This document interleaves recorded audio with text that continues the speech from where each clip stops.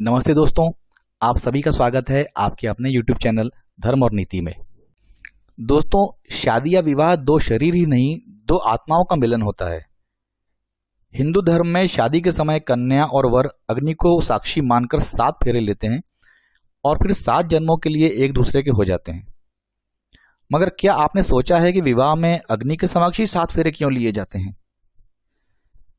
ऐसा कहते हैं कि मनुष्य की रचना अग्नि, पृथ्वी, जल, वायु और आकाश इन 5 तत्वों से मिलकर हुई है और अग्नि को भगवान विष्णु का स्वरूप माना गया है।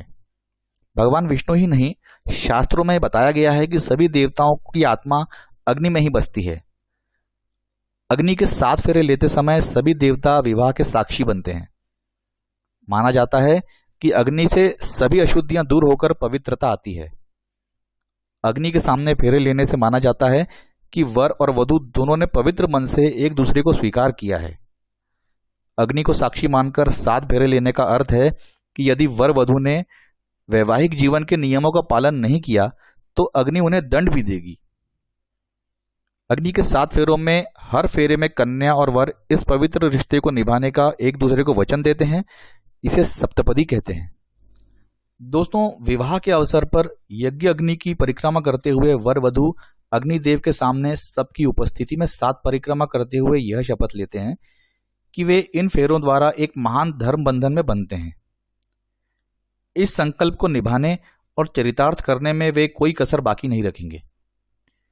अग्नि के सामने यह रस्म इसलिए पूरी की जाती है क्योंकि एक ओर अग्नि जीवन का आधार है तो दूसरी ओर जीवन में गतिशीलता और कार्य की क्षमता और शरीर को पुष्ट करने की क्षमता सभी कुछ अग्नि के द्वारा ही आती है।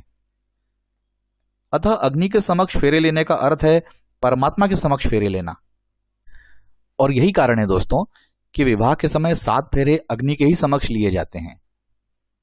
तो दोस्तों, आज का वीडियो यहीं समाप्त होता है। ऐसे ही और इंटरेस्टिंग वीडियोस के लिए हमारे YouTube चैनल धर्म और नीति को लाइक, शेयर और सब्सक्राइब करें और दोस्तों बेल आइकन को ऑल पर सेट करें। हम आपसे मिलेंगे अपने नेक्स्ट वीडियो में। नमस्कार। भारत माता की जय। जय हिंद। वंदे मातरम।